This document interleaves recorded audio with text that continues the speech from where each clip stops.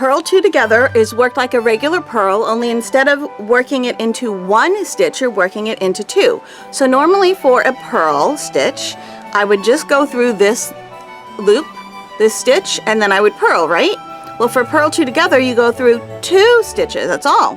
That's the only difference. I'm going through two, now I'm going to yarn over and pull through.